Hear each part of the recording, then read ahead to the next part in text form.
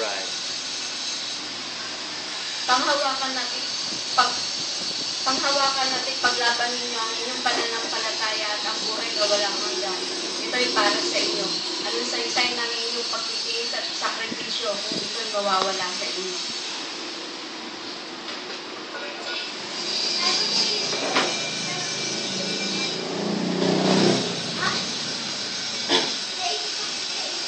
Ano mo nagaganap sa inyo ay para sa inyong kabubuti sa itinatag ng inyong pananampalataya. Paglalak kayo sa kabila ng maraming kapitalian, tanda yan ang painig sa akin. Good morning mga kapatid. Sa matagal na panahon na pagiging Kristiyano natin, sa mga experience natin, sa mga nagaganap sa buhay natin, napatutunayan mo ba sa sarili mo na you are not of yourself? Nagpagamat itong ating katawan, spirito at kaluluwa ay tayo, hindi natin ito pag-aari.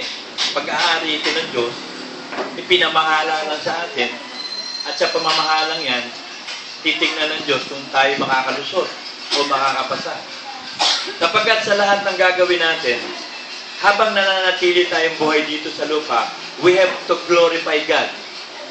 To God be the glory. Luluwalhatiin natin ng Diyos sa pamamagitan ng katawan. Kaya buhay pa tayo eh. Kasi pag inalis na yung katawan, paano mo pa maluluwalhati ang Diyos? Wala na yung katawan na yan. Ano gagamitin ng espiritu at kaluluwa? So habang nakasakay pa yung kaluluwa at espiritu natin sa ating katawan, patunayan natin sa ating sarili na tayo nga ay tunay na anak ng Diyos na binigyan ng pagkakataon. Kasi pwede ng Diyos na kunin tayo eh. Anytime, pwede tayo mamatay. Pero ba't niya tayo binubuhay? Sapagkat ang buong katungkulan ng tao, matakot sa Diyos, sundin ang lahat ng kanyang kalooban. At magagawa yan sa pamamagitan lang ng pag-aalay ng katawan. So yan ang mensahe sa atin ng Panginoon eh. We are not of ourselves. Sabi ng 1 Corinthians 6:19,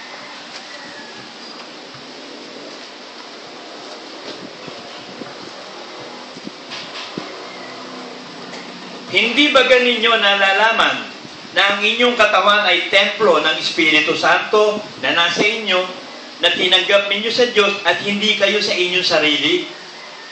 Sapagkat kayo'y binili sa halaga, luwalhatiin nga ninyo ng inyong katawan ng Diyos. So, nung mamatay ang Panginoong Yesus sa krus, sa Kalbaryo, inialay niya yung kanyang buhay na bubo ang dugo, at nilinis ang lahat ng kasalanan. Binili tayo sa pamamagitan ng dugo ni Kristo. So, tayo ngayon ay pag-aari na ng Diyos dahil binili.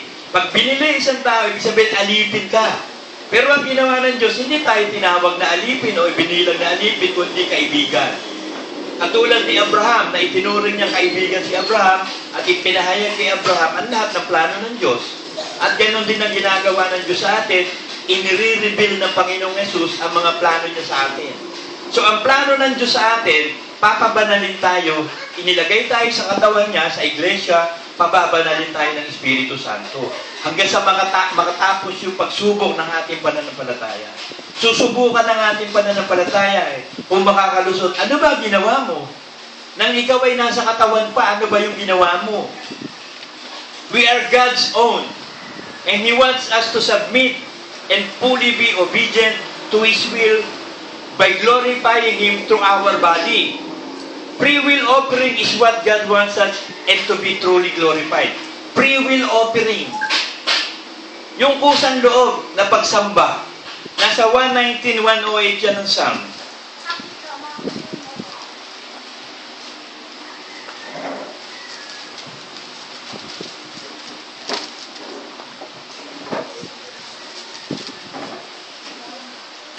Yung bang pagpunta mo rito tuwing Sunday para humarap sa Diyos, yan ba'y free will offering mo? Kusang handog mo ba yan? Naluluwalhatiin mo ang Diyos, sasambahin mo siya sa pamamagitan ng iyong bibig, pagluwalhati ng pagsamba at pagpupuri. Sabi sa Psalm 119:108, tanggapin mo, isinasama ko sa iyo ang mga kusang handog ng aking bibig, o Panginoon, at ituro mo sa akin ang mga kahatulad mo. Kusang handog ng iyong bibig. So, nung ibautismo tayo sa Espiritu Santo, sasambahin na natin ang Diyos sa Espiritu at katotohanan. So, sinangkapan ka ng pagsamba. Ngayon, yung espiritu ng pagsamba ibinigay sa'yo, kusang loob mo bang gagawin ito? Sabi sa Hebrews 13:15,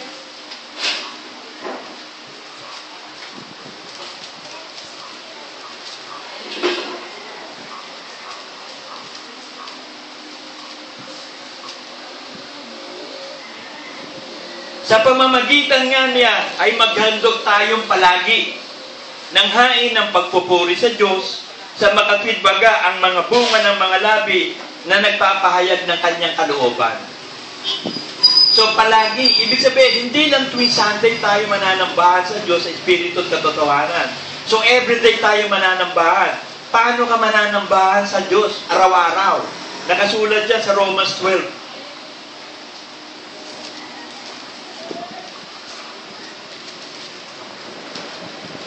Romans 12:1. Ito yung pagsamba natin mula Lunes hanggang Linggo din. Because Sunday is always a day. Sun, araw. Day, araw din yun eh. Kaya pag i-define mo yung Sunday, araw-araw. So, araw-araw din yung Sunday.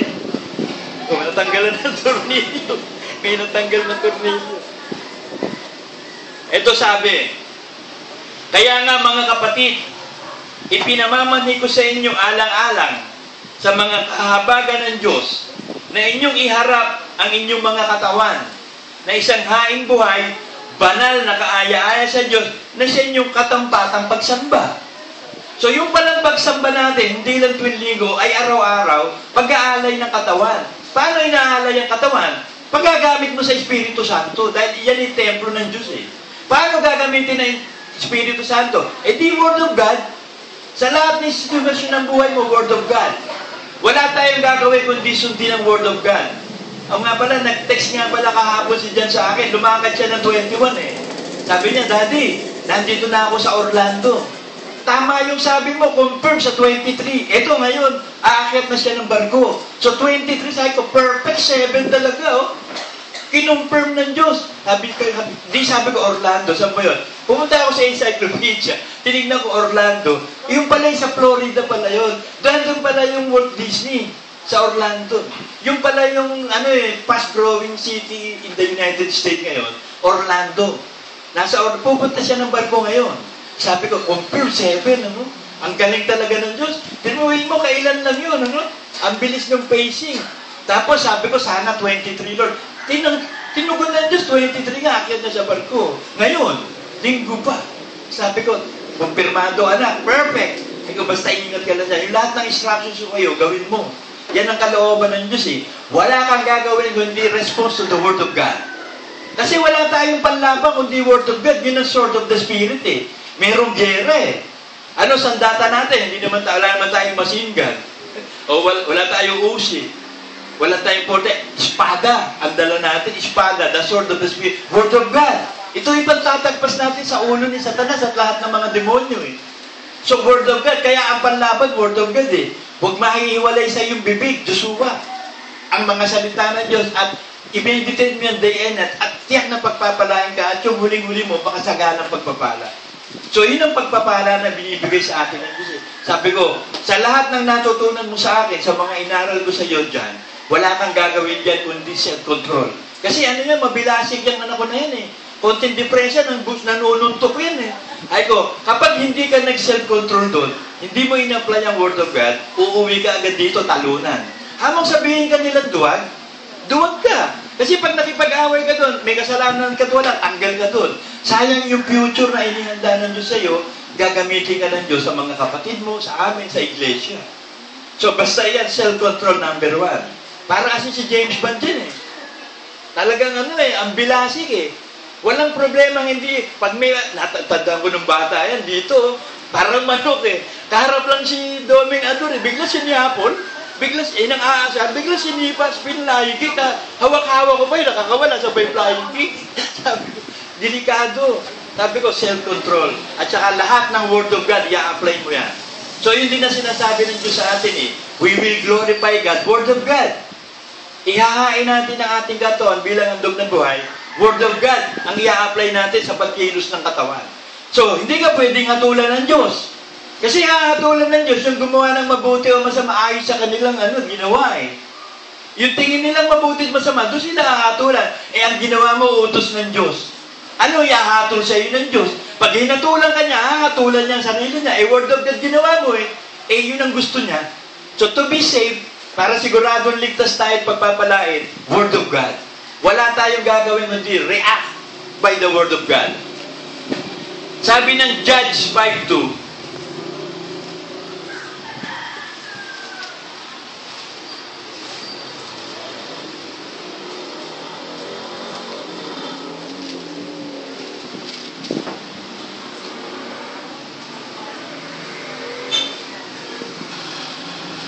sapagkat namatnubay ang mga tagapatnubay sa Israel, sapagkat ang bayan ay naghandog ng kusa.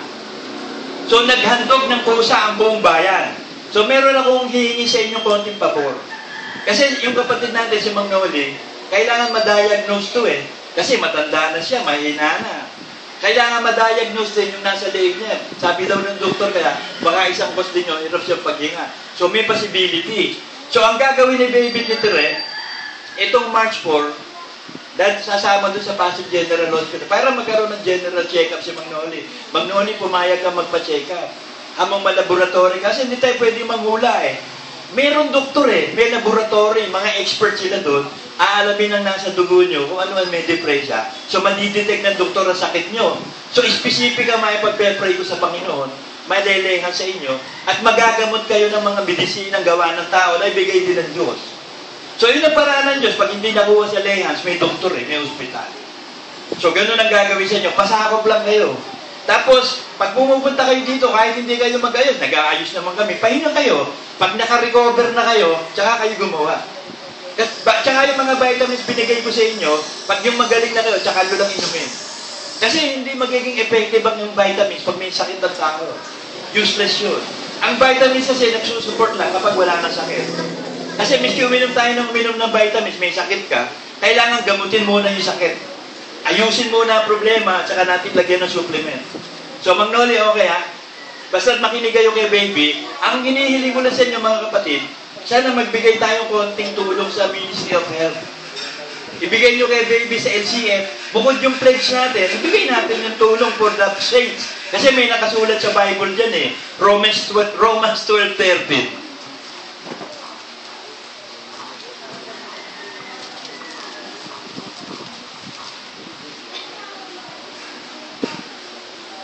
Mapagdamay kayo sa mga kailangan ng mga banal. So, ibig sabihin, makikiramay tayo sa pangangailangan ng mga banal. Kasi nung araw, yan yung pinagpepray ni Pablo ni Pedro, sabi niya. Kaya nagkaroon ng koleksyon nun eh, ng pledges. Para sa mahihirap sa Macedonia. Tulungan ang mga naghihirap na kapatid. Eh, sa nakapansin ko kay Mang Noli, ilang taon na ba kayo? 76. O talagang lumampas pa doon sa sinabi ng Diyos na 70. Swerte-swerte kayo. Ewan ko nga kung aabutin ko ba yung ganyang edad. Pero nyo, 76 na kayo, binubuhay pa kayo. So, ibig sabihin, mahina na. So, gusto nyo man gumawa, hindi na kaya ng katawan at puso nyo. Kaya nga, pag nagkaroon kayo ng konting hirap, pahinga agad. Kasi hindi na kaya ng katawan nyo eh. Kaya nga, ang importante, ma-check up yung ng doktor yung sakit nyo para ma-solve ang problema. Kasi inaalay niyo yung katawan niyo bilang handog na buhay. Ang problema, ano na nga eh, may depression. Parang ako. Pero makakaya pa rin nga ng word of God. Just believe. Kasi supernatural buhay natin, katulad ko. Kahit pongkolyo ko, pag nanampalataya ako, nagagawa ko eh. Kahit nararamdaman ko, may sakit ako, hindi ako naniniwala may sakit ako eh. Pinaniniwala ako, kaya ko to. Nakakaya naman, lumalayas yung sakit eh. So, by faith lang, Mang Noli. Sabi ng Isaiah 1:19,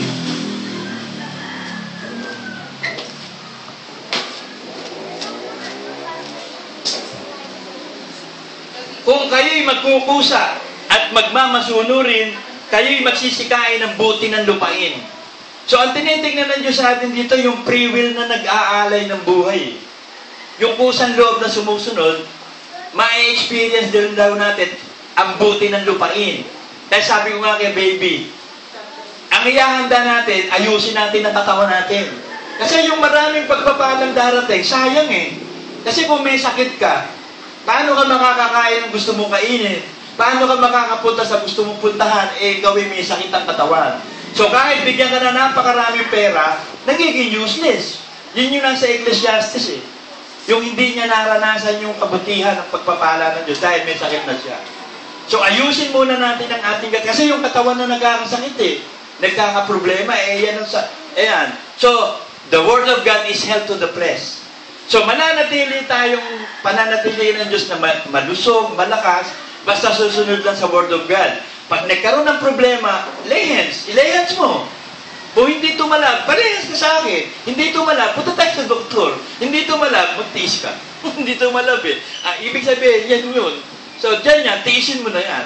Ang importante, solve ng problema. Kasi maraming pagpapalang darating sa atin eh. Sayang kung hindi ma-experience, maraming biyaya eh. At ang pagpapalang yan, kapag free will na ang ginagawa mo, yung kusang loob. Yung pagsamba mo, yung pag-iikap at paghandog mo, kusang loob. Yung pagsunod mo, kusang loob. So, hindi ka na pupwersa, hindi ka na pipilitan. Kusang loob, yun ang susi eh. Sabi sa James 1:25.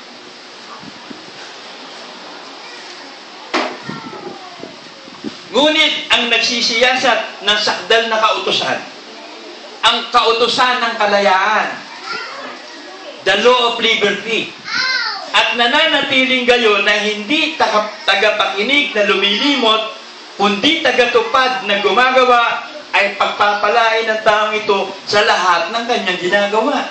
So kung kusang loob pala in the law of liberty, at hindi mo kakalimutan ng Word of God, tutuparin mo, gagampanan mo lahat ng utos, pagpapalain ka ng Diyos sa lahat ng iyong ginagawa. Kaya sabi ko, this is the time for business. Sabi ko nga sa inyo, sino gusto mag-business, sama ako ha. Magbibigay ako, magiging stockholders ako ng business nyo kahit ilang %. Kasi pag nag-business kayo ngayon, siguradong boom. Boom! Siguradong pagpapalain eh, kaya sasakay ako dun sa inyo. Gusto nyo maglagay ng poultry racing o mga piggery, sama ko.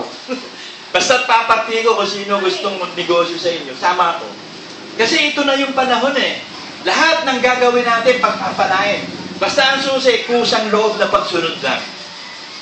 Sabi ng 2 Corinthians 3:17.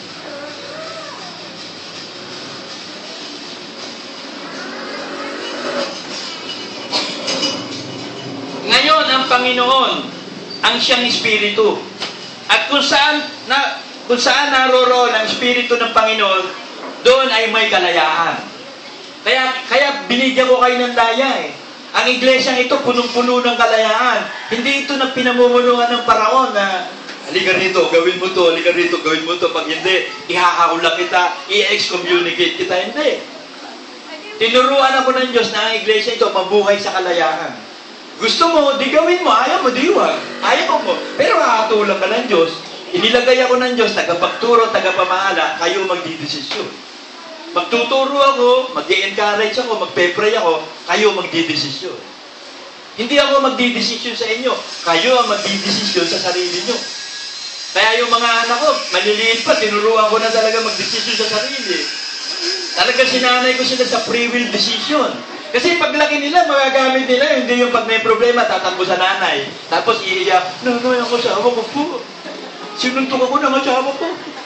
Nagsusumbong din sa nanay, nagsusumbong sa tata ko. Pag nalaman naman ng biyanan, naku, Justin yun talaga, sabi siya, huwag kang makipag-asawa dyan eh. Salbahe yan eh. Sunlusobin natin. Mag-aaway yung biyanan sa biyanan. Kaya ang ginawa ng Diyos, si Eva at si Adan, ang timana, walang biyanan. Biruin mo kung may biyanan si Eva at si Adan, nagrarambulan yun. Tinan mo, walang biyanan si Eva at si Adan. Ang timano pati, malaki na. Ay sabi ko nga eh, hindi rin sinumer dito si Adan at si Eva eh. Hindi nakaranas na maging bata. Hindi na, ang timano malaki na eh. Ang timano nasa full grown na. Pero ang binigyan naman ng Diyos, umabot sila sa 900 years old. Eh yung mga yon hindi nagkakasakit na gaan. Pero mo, 900 yun. Si Methuselah, 960 years old, pinakamatandang tao. Biruin mo, hindi nakakasakit na gaano yung mga taong yun. Naturuan ng Diyos yun, puro prutas, gulay, kinakain nun. Kumain man ng mga karne yun, paihaw. Ito nga pala, meron ako napanood sa TV, mas mabuti daw kumain ng karne ng baboy o kaya ng manok kaysa sa baka. Kasi alam ko, mas maganda baka kasi walang taba. Yung pala, ang baka pala, yung taba niya, nasa loob ng karne. Kaya kita mo, pag nagluto ka ng kaldereta, nilaga, makita mo, puro sebo agad yung karne ng baka. Pero yung karne ng baboy, maiiwalay mo yung taba. At yung karne ng manok, maiiwalay mo yung balat. Nasa balat naman ng kolesterol nun eh. Kaya sabi ko, kami pa naman ang hilig sa sinigang na baka. Ay ko, ngayon, baboy na lang o manok sa sinigang, buto-buto. Yun na lang. Kasi yung palang mga cholesterol, bad cholesterol natin, pumupunta sa ugat, nai-stuck dun sa veins. Lumiliit ngayon yung butas. So yung flowing ng blood, ang hirap na mag-flow. I-angioplasty mo pa yun para maayos. O kaya, iinom kayo ng isang shot na red wine. Alam mo, ano yan, kumpirmado yung itinuro ng Diyos sa akin. Kasi may hyperacidity ako eh. Buti, binigyan ako ng barkada niya ng isang lambrusco binigyan sa akin na red wine. Masarap din eh. Isang shot ako sa umaga, tsaka 15 patak ng Quantumin. Gumaganda yung hyperacidity ko ngayon. So, ang naging gamot ko, red wine. At siya lagi mong pagkakasakit, sabi kay Timothy. So, kapag ikaw lagi nagkakasakit, isang shot na red wine. May sakit ang tiyan mo, may sikmura, may isang shot na red wine. Umaga at gabi. Pag gising ko, wala pa akong kinakain, red wine. Tsaka Quantumin. Pag tulog ko, red wine, Quantumin. Kasi mahusay eh, epektibo. Nakikita kasi, kailangan kasi mas maganda ang kondisyon ng katawan natin. Sabi ko, sayang yung pagpapalang darating eh. Yung diabetes mo, ayusin mo na yan. Kontrolin mo yung matatamis. Sayang yung biyaya. Hindi natin ma-experience. Ni nga sa aeroplano, di pa tayo nakakasakay. Sabi ko, nasakyan lang namin, train eh, metro. Yung MRT, ang pangit pa, ang bagal. Sabi ko, wala bang itutulin to? Ang bagal-bagal. Yun eh, experience lang namin. Nag-tour kami sa Ubaw, tapos balikan. Wala rin kakwenta-kwenta sa train. Barko, di pa rin tayo nakakasakay, aeroplano. Talagang sa langit na lang yata natin magagawa yung lahat ng gusto natin. Kabayo, hindi pa rin ako nakakabayo. Gusto ko makabayo, ang gliding. Ang dami kong gustong gawin eh, parachuting. Pilay ako, ang gusto ko yung nakakatakot. Sabi ko, di bale, sa langit ko na lang gagawin lahat ito. Hindi man magawa dito, dahil na sa langit natin ka. Kasi gagawin mo na lahat ng gusto mo dun eh. Kasama mo Panginoong Yesus, gagawin natin, magiging parang bata na tayo dun. Doon na may experience ni Eva at ni Adan na pagiging bata. Kasi nasa prime of age tayo dun eh. Kung ano yung itsura ni Kristo, ganun din tayo glorified eh. Kung ano yung edad ni Kristo, 3 taon lang naman sa matanda. So doon na natin magagawa lahat ng kalayaan. Puro sarap na dun eh. Ngayon dito sa lupa, puro alay muna. Puro hirap muna. Sabi sa Deuteronomy 6:5.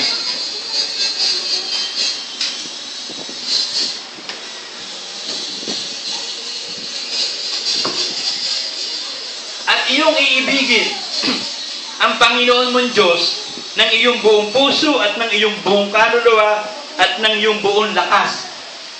Sabi ni Kristo, iniibig niyo ba ako? Kung iniibig niyo ako, susundin niyo lahat ng mga kautusan ko.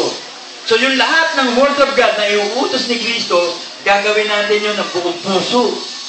Buong buhay natin, buong kaluluwa, buong kalakasan, buong buo lahat. Katulad ng pagsamba. Pag sumamba ka, itotodo mo lahat eh. Lahat ng kalakasan mo, pag-iisip mo, buhay mo lahat. Sasambahin mo. Ganon din sa araw-araw na buhay. From Monday through Sunday, iaalay mo yung katawan mo bilang handog na buhay. Yan ang hinihingi ng Diyos na katampatang pagsamba. Glorify God by our body. So, luluwalhatiin ng Diyos sa pamamagitan ng katawan. Sabi ng Philippians 1:20.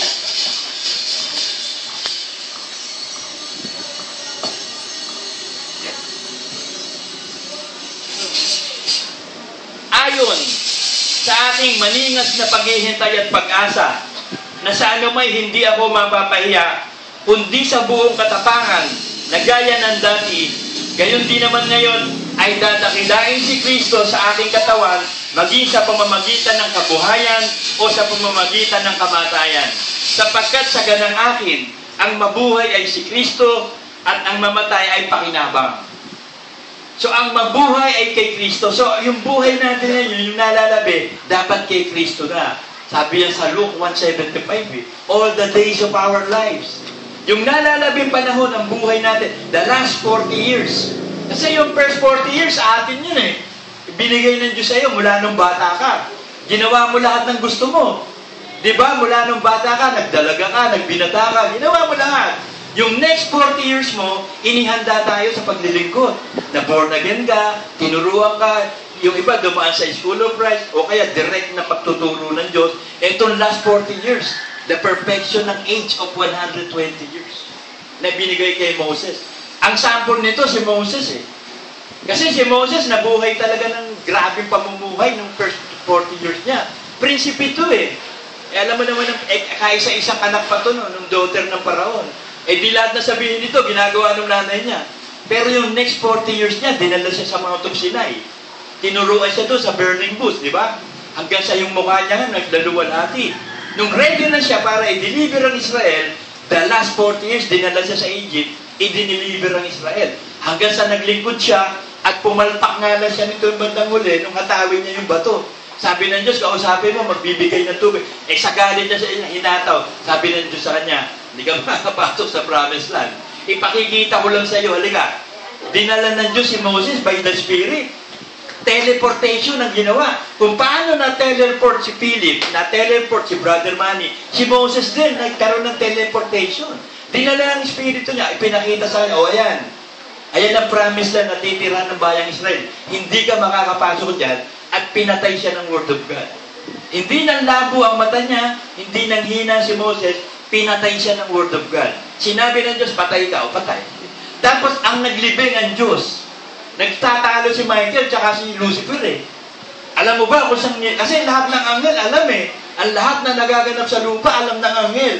Ang hindi nila alam yung paglagay ng Diyos ng paglilibing kay Moses. Hanggang sa araw na to, nagtatalo yung dalawa eh. Hindi alam ng mga archangel tsaka anghel sa panlilibing si Moses. Ang Diyos ang naglibing nun, tinago ng Diyos yun eh. So, kita-kita niyo yung mga pamamaraan ng Diyos na kailangan talaga ang pinuno, talagang susunod talaga sa lahat. Yun yung isang error lang ni Moses yun, ha? Sabi ng Diyos, wala akong nakita ang pinakamababang tao sa buong mundo kundi si Moses. Ang pinakamababang tao. Tapos, na-grounded. Grounded ka. Hindi ka pwede doon sa promised land. Sila lang. Kaya si Joshua ang magpapatuloy. Kaya sa pagpapatuloy ni Joshua, ayun, nakamit nila yung promised land. Pero marami pa rin kalaban. So, ibig sabihin, dito sa lupa, bagamat Kristiyano ka na, nasa iyo Espiritu Santo, ang daming kalaban. Nandun yung mga Jebusites.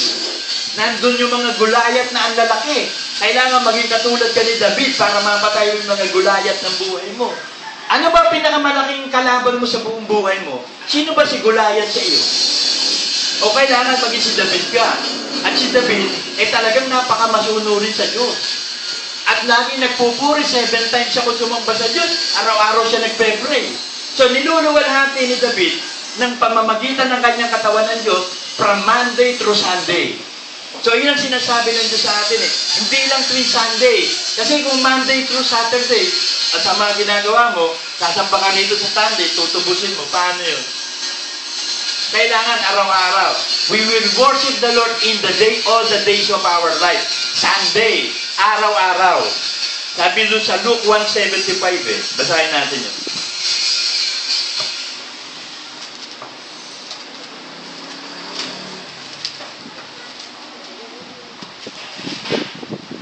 Naipinagka 74-75 ng Luke. Naipagkaloob sa atin na yamang nangaligtas sa kamay ng ating mga kaaway, ay paglingkuran natin siya ng walang takot sa kabanalan at katwiran sa harapan niya sa lahat ng ating mga araw. Ano ba yung kabanalan at katwiran? Si Kristo.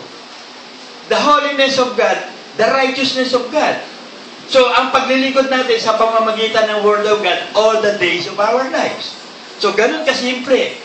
Lahat ng nalalabing araw sa ating buhay ngayon, wala tayong gagawin kundi puro kusang loob. Ewan ko yung iba, bakit uma-absent pa sa worship? Ang reason, wala akong pamasahe. Ano pamasahe? Nakakabili ka nga ng gusto mo kainin eh. Tapos pamasahe lang pagsamba, wala ka? Ano yun? Ibig sabihin, there's something wrong sa iyo. Hindi pa kusang loob ang pagsamba mo. Pag yung dumatanggap ka ng pera, ninanakaw mo pa, ibig sabihin, hindi kusang loob pa rin. So, paano ngayon yan? Ang hinahanap ng Diyos, kusang loob. Para makamit mo yung lahat ng pagpapala. Hindi lang pera. Kasi ang pagpapala, hindi lang pera eh. Ang daming may pera, pero ang gulo ng buhay eh. Ang daming may pera, pag lumabas ng bahay, mayroon pang gwardiya. Baka makidnap eh, ma-ransom sila. Lalo mga inchik eh. Yun ang malakas na negosyo ng Pinoy ng mga kidnapper eh. Kunin ng inchik. Kasi, biruin mo, isang kidnap mo lang sa inchik, pinakamababa, 20 million ang ransom. Eh, sa dami ng pera niya, magbibigay talaga yan. Kaya nga, yun ang negosyo maganda eh. Kidnapping. Mas easy money yun. Sabi ng 2 Corinthians 5:10. So yun, wala si Nano, ano?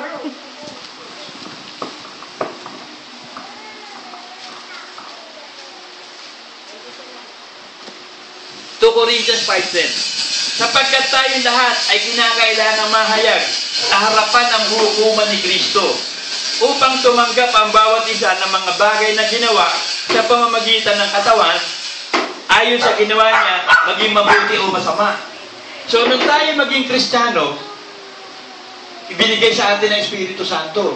Ngayon, naglilingkod na ngayon tayo. Haharap tayo sa hukuman ni Kristo. Ano yung ginawa mo sa katawan mo? Kasi nung pinatawad na tayo, nilimot na lahat ng kasalanan eh. So, ang titignan ng Diyos dito, nung maging Kristiyano ka, yung last 40 years mo, ikaw ba, tungkulin mo ba yung nakalagay sa Ecclesiastes 12:13? Wala si ano.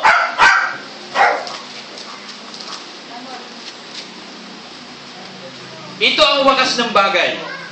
Lahat ay narinig. Ikaw ay matakot sa Diyos at sundin mo ang kanyang mga utos sapagkat ito ang buong katungkulan ng tao.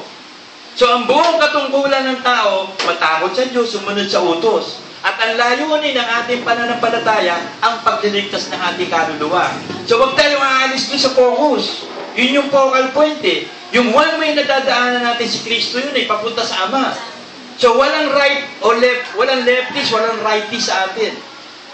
Holiness ang mga sa atin, the way to Christ. So, wala tayong gagawin sa huling mga araw natin kundi sumunod lang ng sumunod sa kalooban ng Diyos. Walang mahirap. Walang mahirap. Nasa 1 John 5:3 yata yun.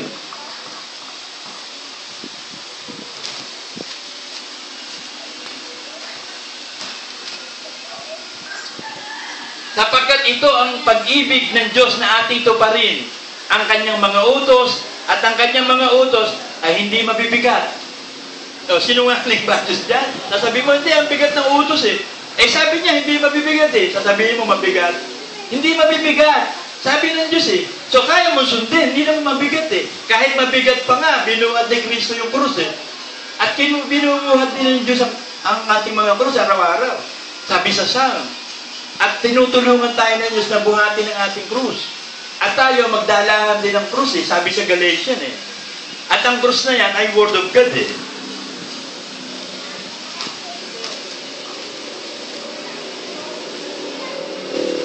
Galatians 6:2.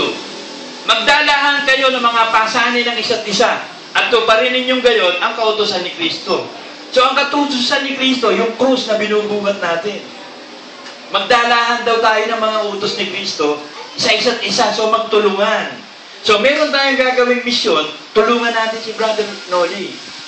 Ngayon, Brother Noli, ang gagawin ni Baby ni Teresa inyo, isusupply sa inyo yung pangangailangan nyo. Kasi nga, mahina na katawan nyo eh.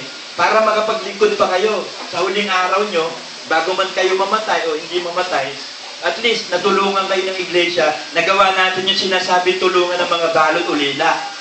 Kahit hindi siya babae, balo siya, ibig sabihin, matanda na, hindi na kaya magtrabaho. Ulila, sino ba ang kakalinga sa kanya? Eh sabi ng Diyos, kapag ikaw ulila, ang ama mo ay ang Diyos eh. Nasa Proverbs yun. Kapag ang isang bata ulila, ang nagiging ama niya ang Diyos. Kita niyo yung mga ulila sa kalye, tsaka mga taong grasa. Kumakain niya ng... Ang dami ko nga kinakain eh. Ako natatandaan ko eh. Naawa ako doon sa taong grasa sa may 1%. Tuwing umaga yun, nagmumotor ako, nagpupunta ako doon para mag-training sa pagpapalaki ng muscle. Nadadaan ako yung taong grasa doon. Eh sabi ko nga, may kinakain kaya ngayon. Ang ginagawa ko, pag dadaan ako doon, nilalagyan ko ng pagkain nyo. Abay, nung isang araw, nabababa ako ng pagkain. Ang dami na kahilera ng pagkain. May McDo, may Jollibee. Sabi ko ba, ang dami mo pa ng pagkain ha? Nauubos mo yan? Opo, sabi ko gano'n. Ay, ito pa, dagdag. Ba, mas marami pala, yung mga tira-tira ng mga mayayaman. O, inihipo ng Diyos yung puso, o ibigay mo doon Kaya makita mo, ang dami niyang pagkain na kailera. May McDo, may Jollibee, may Kentucky. Kaya lang, tira-tirahan yun. Pero hindi pinababayaan niyo. Sabi nga, yung mga ibon, saka nakakita ng ibon na nag-overtime o nag-opisina pero kumakain. Mga lilies of the valleys, nagdamit na magagandang damit. Hindi nga naisuot ni Moses yung magagandang damit ng lilies. So, bakit ka matatakot o mababalisa sa buhay?